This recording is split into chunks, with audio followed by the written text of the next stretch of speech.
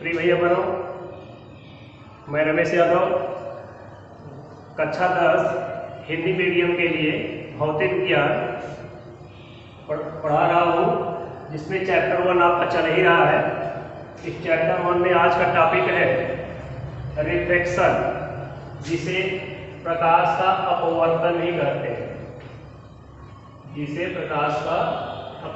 कहते हैं। आज हम इसकी चर्चा करेंगे। इसमें पिछले वीडियो में हम लोगों ने बॉडी दर्पण पढ़ा था, उससे संबंधित बातें पढ़ी थी। अब उसी के संदर्भ में पहले ही चैप्टर में टॉपिक आया है रिफ्रैक्शन, जिसे प्रकाश का अपवर्तन कहते हैं। परावर्तन के विषय में हम लोगों ने पिछले पार्ट में पढ़ा था। अब देखिए, इस अपवर्तन की पहले हम आपको परिभाषा बताएंगे, जो बहुत ही सरल है, बढ़िया ढंग से आपको समझ में आएगा। ध्यानपूर्वक आप देखेंगे, एक एक बात समझेंगे, पूरे अपवर्तन के आप अच्छे जानकार होंगे। इससे संबंधित जो न्यूमेरिकल आएगा या इससे संबंधित जो घटनाएं आपसे पूछी जाएंगी, आप उसका जवाब आसानी से दे सकते हैं। तो चलिए हम लोग चल के देखते हैं अपवर्तन क्या है। देखिए, अपवर्तन की क्रिया क्या होता है कि एक यहाँ पे हम माध्यम लेते हैं, जिसे अंतरापृष्ठ कहते हैं। ये दो माध्यम को अलग करता है। इसके ऊपर का माध्यम जो है वो 1 नाम से दिया गया है। जो वायु है, यानी इधर हवा है, जिसे एयर भी कहते हैं, और इसके नीचे दूसरा माध्यम है। यहाँ पे जो कांच यहाँ दिखा गया है, कांच है, ग्लास, अर्थात इधर का माध्यम कांच है।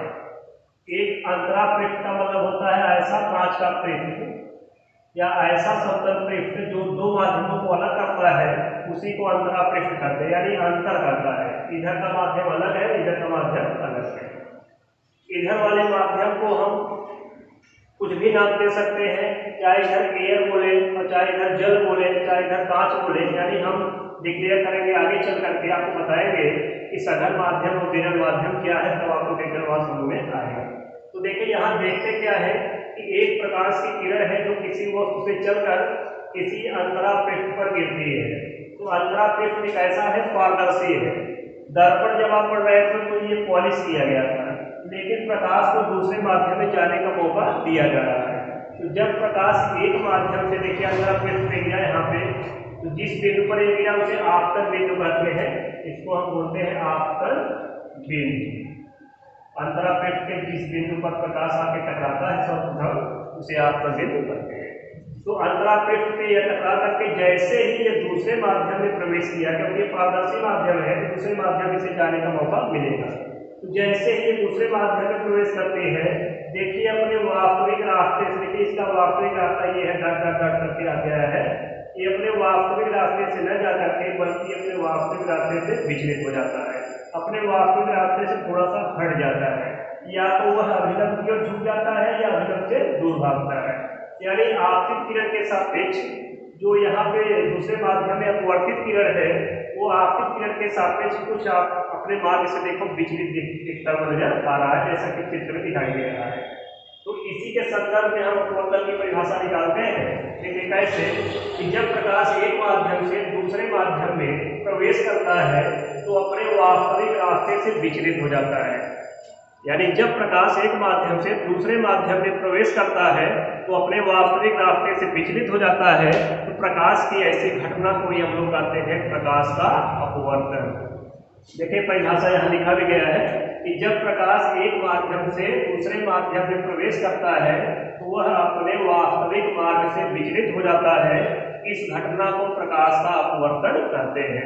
वैसे अपवर्तन का शाब्दिक अर्थ होता है अपने मार्ग से विचलित हो जाना। अपवर्तन का जो मुख्य कारण है कि यह किरण दूसरे माध्यम में गई तो अपने रास्ते से विचलित क्यों हुई, इसका मेन कारण निकलता है अपवर्तन का इसलिए विचलित हुई कि प्रकाश की चाल वायु में कुछ और है और कांच यानी सघन माध्यम में कुछ और है। अर्थात हम लोग इस कारण में जब पहुंचे, ये पता चला कि प्रकाश की चाल भिन्न भिन्न माध्यमों में भिन्न भिन्न होती है। यानी वायु में कुछ और होती है, जल में कुछ और होती है, कांच में प्रकाश की चाल कुछ और होती है। इसीलिए प्रकाश अपने रास्ते से जब दूसरे माध्यम में प्रवेश करता है तो विचलित हो जाता है। अगर प्रकाश की चाल हर जगह समान हो तो यह अपने मार्ग से विचलित नहीं होगा। यानी यहाँ देखने से ये समझ में आया कि अपवर्तन का जो मुख्य कारण है वो प्रकाश की चाल का बदलना है। अर्थात की चाल सघन में कम और विरल में ज्यादा होती है। अपवर्तन का ये तो कारण हो गया। अब हम बात करते हैं सघन और विरल माध्यम की, थोड़ा यहाँ चर्चा कर लेते हैं चित्र में। तो जो कि जो विरल माध्यम है, यहाँ से प्रकाश की किरण देख रहे होंगे कि अभिलंब से दूर से आ रही है, वो जैसे ही सघन माध्यम में प्रवेश करती है वो अभिलंब के नजदीक घिस जाती है। तो देखिए अभिलंब की ये नजदीक है, ये छोटा कोण है, ये अभिलंब से दूर आ रही है, बड़ा कोण है। यानी विरल माध्यम में प्रकाश की चाल ज्यादा होती है, इसलिए वो अभिलंब से दूर रहता है। और सघन माध्यम में जैसे ही प्रवेश करता है वो अभिलंब के नजदीक झुक जाता है, क्योंकि यहाँ पर प्रकाश की चाल कम हो जाती है। तो सघन माध्यम में प्रकाश की चाल कम और विरल माध्यम में प्रकाश की चाल अधिक होती है। अब देखो सघन से आ रही है तो यहाँ आपतन कोण कम है, लेकिन जैसे ही विरल माध्यम में प्रवेश किया किरण अभिलंब से दूर हट गई, यहाँ अपवर्तन कोण का मान ज्यादा है। तो कुल मिलाकर के विरल माध्यम में प्रकाश की किरण अभिलंब से दूर हटती है और सघन माध्यम में प्रकाश की किरण अभिलंब के नजदीक आती है। माध्यमों की तुलना कैसे करेंगे आप? आसानी से कर सकते हैं कि जिसमें प्रकाश को चलने फिरने में आसानी होता है, यानी जिसमें प्रकाश की चाल ज्यादा होता है वो विरल माध्यम होता है, और जिसमें प्रकाश की चाल कम होता है वो सघन माध्यम होता है। जैसे वायु हवा में, जैसे हम आप ही दौड़े अगर हवा में तो ज्यादा तेज दौड़ेंगे, परंतु अगर जल में दौड़े तो जल में हमें दौड़ने में कठिनाई होगा। तो वायु के सापेक्ष जल क्या हुआ? सघन हुआ। इसी प्रकार से जल में कुछ दौड़ भी लेंगे, लेकिन जब हम कांच जैसे ठोस में दौड़ने का प्रयास करेंगे तो हमारा वो ज्यादा विरोध करेगा, इसलिए जल के सापेक्ष कांच जो है आपका सघन है। इस प्रकार से माध्यमों की तुलना कर लिया जाता है। ऐसे हुआ एटमॉस्फेयर वायुमंडल में भी विभिन्न प्रकार के माध्यम होते हैं। कहीं गैस की सघनता ज्यादा होती है, धूल के कण ज्यादा होते हैं, कहीं कम होते हैं, जिससे प्रकाश भिन्न भिन्न माध्यमों से गुजरते हुए जब हमारे पास तक पहुंचता है तो प्रकाश विभिन्न मार्गों से आता है, जिससे हम कभी कभी तारों को देखते हैं तो तारा हमें टिमटिमाता हुआ नजर आता है, जबकि तारों में स्वयं का प्रकाश होता है, वो स्वयं से प्रकाश देता है। बस केवल वहां से चलने वाली किरणें अपने रास्ते से हटके हमारे आंख में कट के पहुंचती है, विभिन्न माध्यमों से गुजर के पहुंचती है ऊपर एटमॉस्फेयर से। इसी कारण तारा में चलते बुझते नजर आता है। वैसे अपवर्तन की घटनाओं में अन्य भी घटनाएं हैं, जैसे पानी में कोई पेंसिल है तो वो टेढ़ा दिखाई देती है। पानी में गिरा हुआ कोई साबुन या सिक्का जब हम खोजने लगते हैं तो अपने मेन स्थान में वो नहीं मिलता है, बल्कि वहां से कुछ हटके मिलता है। या कोई सिक्का पानी में है तो तली पे देखिए वो कुछ ऊपर दिखाई देता है, जबकि हम बाल्टी में अपना हाथ डालते हैं तो हाथ पूरा भीग जाता है, लेकिन सिक्का नहीं मिलता है। या टंकी का भी उदाहरण ले सकते हैं। आइए अपवर्तन के नियम की चर्चा करते हैं। अपवर्तन तो समझ में आया, अब देखते हैं हम लोग अपवर्तन के कितने नियम होते हैं। परावर्तन के जैसे हम लोगों ने 2 नियम पढ़ा था, वैसे अपवर्तन के भी निम्नलिखित 2 नियम होते हैं। पहले नियम की चर्चा करते हैं। प्रथम नियम है, देखिए आपतित किरण, अपवर्तित किरण और तथा आपतन बिंदु पे खींचा गया अभिलंब तीनों एक ही तल में स्थित होते हैं। जैसे परावर्तन का पहला नियम था, सेम वैसे अपवर्तन का भी पहला नियम समान है। आपतित किरण, अपवर्तित किरण तथा आपतन बिंदु पर खींचा गया अभिलंब तीनों एक ही तल में स्थित होते हैं। ये तो पहला नियम सरल है, क्योंकि परावर्तन का नियम अगर याद है तो पहला नियम वैसे ही बोलेंगे, केवल परावर्तित किरण की जगह यहाँ पे हम अपवर्तित किरण बोलेंगे, क्योंकि परावर्तन के नियम में परावर्तित किरण कार्य करती है, अपवर्तन के नियम में अपवर्तित किरण को देखा जाता है। आइए चर्चा करते हैं द्वितीय नियम की।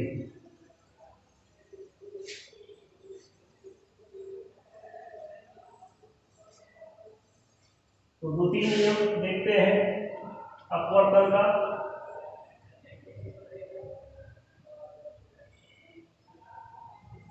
देखिए जो अपवर्तन की घटना है ये केवल एक रंग के प्रकाश के लिए लागू होता है। अर्थात ये आपतित किरण जो आ रही है यहाँ पे आपतन बिंदु पे गिर रही है, ये एक रंग का के प्रकाश की किरण होना चाहिए। जैसे प्रकाश में 7 रंग होते हैं तो 7 रंगों के लिए अपवर्तन कार्य नहीं करता है। यानी एक प्रकार की किरण अगर एक रंग की किरण यहाँ पे आएगी तो वहीं पे अपवर्तन की घटना लागू होती है। तो सर्वप्रथम इस परिभाषा को बोलने से पहले द्वितीय नियम को एक शब्द बोलेंगे एक वर्णीय प्रकाश के लिए। एक वर्णीय प्रकाश के लिए ऐसा एग्जाम में भी ध्यान देंगे, ये परिभाषा शुद्ध आती है। एक वर्णीय प्रकाश के लिए वर्णी प्रकाश के लिए आपतन कोण की ज्या माने होता है साइन कोण देती है आपतन कोण। तो आपतन कोण क्या है यहाँ पे आई है। आपतन कोण की ज्या माने होता है साइन। आपतन कोण की ज्या माने हिंदी शब्द है, इसको साइन कहते हैं। तथा अपवर्तन कोण देखिए यहाँ पे आर है। तथा अपवर्तन कोण आर की ज्या का अनुपात, यानी दोनों का भाग दे देंगे। इसके सापेक्ष कोण कम ज्यादा है, जहां कोण कम ज्यादा होते हैं वहां हमेशा अनुपात निकाला जाता है। परावर्तन में आपतन कोण परावर्तन कोण के बराबर था, इसलिए वहां अनुपात नहीं निकाले थे। क्योंकि अपवर्तन क्रिया में दोनों कोण अलग अलग है, इसलिए यहाँ पे अनुपात देखा जाता है दोनों का। तो अपवर्तन कोण आर की ज्या का अनुपात एक नियतांक होता है, एक नियतांक होता है। अर्थात इसको हम अगर शाब्दिक भाषा में लिखना चाहें तो लिख सकते हैं कि साइन आई बटे साइन आर बराबर नियतांक। यही अपवर्तन का टोटल नियम है कि जो कोण आपतन और कोण आई है उसकी ज्या माने साइन लगाएंगे, त्रिकोण विधि का चिन्ह है ये। और अपवर्तन कोण आर है, इसका ज्या माने साइन लगाएंगे। तो साइन आई बटे साइन आर बराबर में क्या मिला नियतांक। यही अपवर्तन का दूसरा नियम मेन है कि आपतन कोण की ज्या तथा अपवर्तन कोण की ज्या का अनुपात एक नियतांक होता है। इसी को हम अपवर्तन का दूसरा नियम कहते हैं और इसी को हम स्नेल के नियम से भी जानते हैं, क्योंकि स्नेल नामक वैज्ञानिक ने ही इस अनुपात को सर्वप्रथम निकाला था। तो आगे इसी को लिख सकते हैं हम लोग, इसे हम स्नेल के नियम से भी जानते हैं, नियम से भी जानते हैं। यानी अपवर्तन का अगर दूसरा नियम बोला जाए उसे आप स्नेल का नियम भी कर सकते हैं। तो एग्जाम में अगर आपको स्नेल का नियम पूछा जाए कि स्नेल का नियम क्या है, तो आप अपवर्तन का दूसरा नियम बता देंगे तो वही स्नेल का नियम हो जाएगा। इससे आगे देखिए मेन महत्वपूर्ण चीज है, अब इसके आगे इस नियम में यही से स्टार्टिंग हो जाता है अपवर्तन के मेन फार्मूले और सूत्र। तो देखिए साइन आई बटे साइन आर को हम आगे लिख सकते हैं EN, यानी इस नियतांक का नाम हमने EN रखा। EN को अपवर्तनांक कहते हैं, क्योंकि अपवर्तन हम लोग पढ़ रहे हैं, इसलिए यहाँ इस नियतांक EN को हम लोग क्या बोलेंगे अपवर्तनांक। अब इसके आगे देखिए साइन आई बटे साइन आर इक्वल टू, इसे 1n2 लिख सकते हैं। 1n2 का मतलब पहला माध्यम 1 है और दूसरा माध्यम 2 है। तो अपवर्तन की क्रिया कहाँ हो रही है? पहले माध्यम के सापेक्ष दूसरे माध्यम में हो रही है। पहले माध्यम में किरण सीधे आ रही है, विचलित नहीं हो रही है, लेकिन वो पहले माध्यम के सापेक्ष दूसरे माध्यम में विचलित हुआ है, इसलिए इसे 1n2 पढ़ते हैं। इसका अर्थ होगा 1n2 का पहले माध्यम के सापेक्ष, पहले माध्यम के सापेक्ष दूसरे माध्यम का अपवर्तनांक। इसका ये अर्थ है, यानी पहले माध्यम के सापेक्ष दूसरे माध्यम का अपवर्तनांक 1n2 को पढ़ते हैं। ये 1n2 का अर्थ हुआ। इसके आगे डिटेल देखिए सुनिए। अब इसको थोड़ा सा आप नोट कर लीजिए, इसमें फिर आगे डिटेल बताते हैं।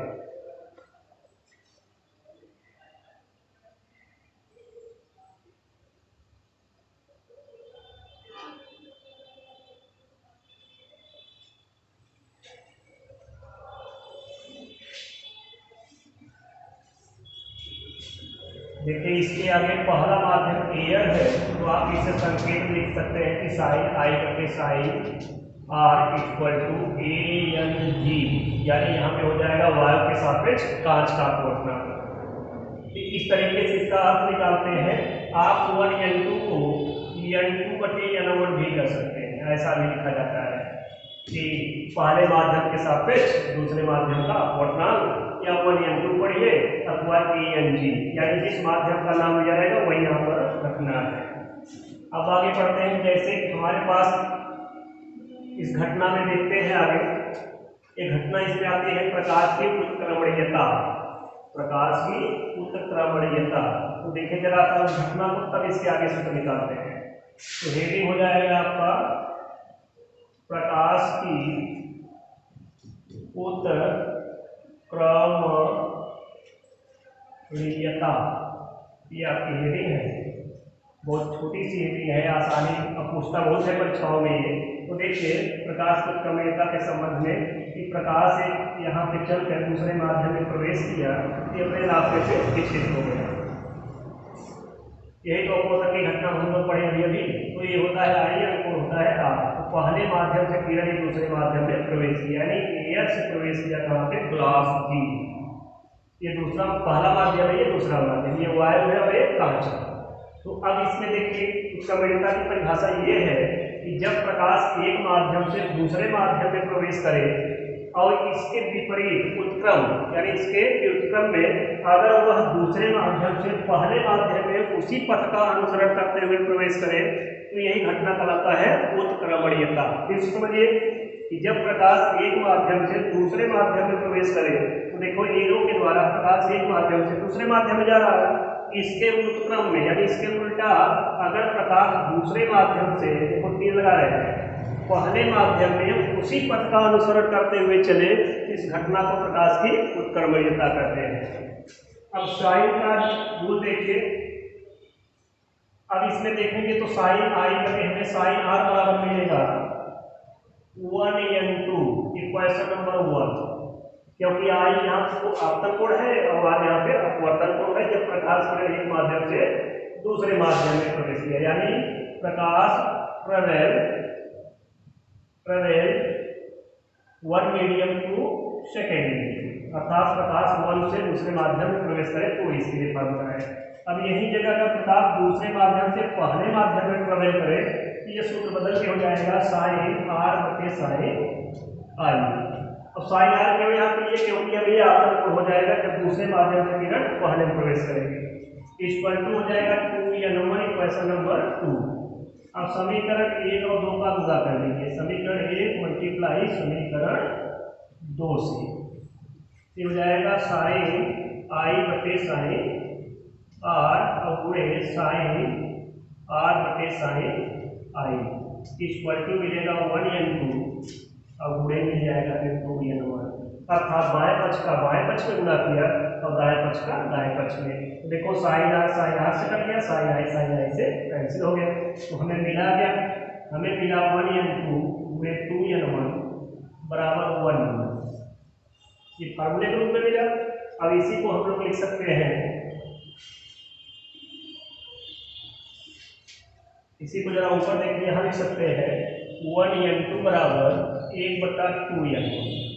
यानी जब किसी माध्यम की उत्क्रमणीयता पूछा जाए कि 1n2 का उत्क्रमणीयता क्या होगा, तो बराबर में करके 1/1 लगा करके 1/करके इस माध्यम को चेंज कर दीजिए, 2 को पहले 1 को बाद में कर दीजिए, यही 1n2 का उत्क्रमणीयता हो जाएगा। अगर आपको पूछा जाए 2n1 का उत्क्रमणीयता क्या होगा, तो आप कहेंगे 1/1n2 हो जाएगा इसकी उत्क्रमणीयता।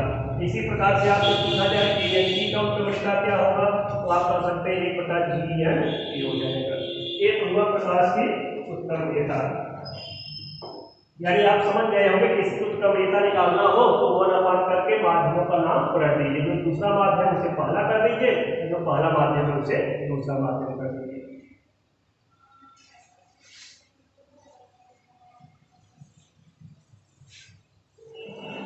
अब हम लोग बात करते हैं कि जब प्रकाश एक माध्यम से नहीं बल्कि एक माध्यम से कई माध्यमों में प्रवेश करता है, जैसे यहाँ से प्रकाश चला ऐसे डैमेज होते हुए यहाँ अगर हम तीर देंगे और यहाँ पहुँच गया 3 माध्यम, यानी प्रकाश 1, 2 और 3 माध्यम में प्रवेश करे, यानी एयर, वाटर और ग्लास। इन 3 माध्यमों में अगर एक साथ प्रवेश करता है तो इसके लिए इजी फॉर्मूला आपके सामने निकालते हैं। इसे हम लिख सकते हैं 1, 2, 3 और इस मीडियम का नाम ले लेंगे AWG। अब देखिए 1, 2, 3, 1 से 2 में जा रहा है, इसे कहेंगे 1n2, और 2 से 3 में जा रहा है तो 2n1, और गुणे फिर रिवर्स 3 से पहले जा रहा है तो इसी चक्रीकरण में कह देंगे 3n1 बराबर 1। यानी इन तीनों का गुणा कितने बराबर होता है, 1 के बराबर होता है। अगर सीरियल से 3 माध्यमों में 50 मिनट चल रही है तो इसी को आप इसके माध्यम के नाम से भी संकेत कर सकते हैं कि ANW गुणे WNG गुणे GNA बराबर 1। अब यहाँ से एक फार्मूला निकल के आता है, अगर हम WNG का मान निकालें तो इन दोनों का उधर भाग कर देंगे, ये हमें मिल जाएगा 1/ANW और गुणे GNA। इसे हम ऐसा लिख सकते हैं 1/ANW और गुणे 1/GNA। देखो 1/GNA को क्या लिख सकते हैं हम लोग, ANG कम्युनिता के नियम से, जहाँ 1/GNA लिखा है वहाँ हम लोग लिख सकते हैं ANG। ये फार्मूला हमें मिल जाएगा ANG/ANW। अर्थात आपने देखा कि WNG का सीधे फार्मूला में मिल जाएगा ANG/ANW। तो ये हुआ प्रकाश उत्क्रमणिका तथा उससे संबंधित घटनाएं। आज का वीडियो हम यहीं पर रोकते हैं, नेक्स्ट वीडियो में इसके आगे हम चर्चा करेंगे। तब तक आप नोट्स के माध्यम से धीरे धीरे इसका अभ्यास करते रहिए, छोटी छोटी परिभाषाएं आप याद करते रहिए। आगे हम मिलेंगे इस वीडियो में। धन्यवाद।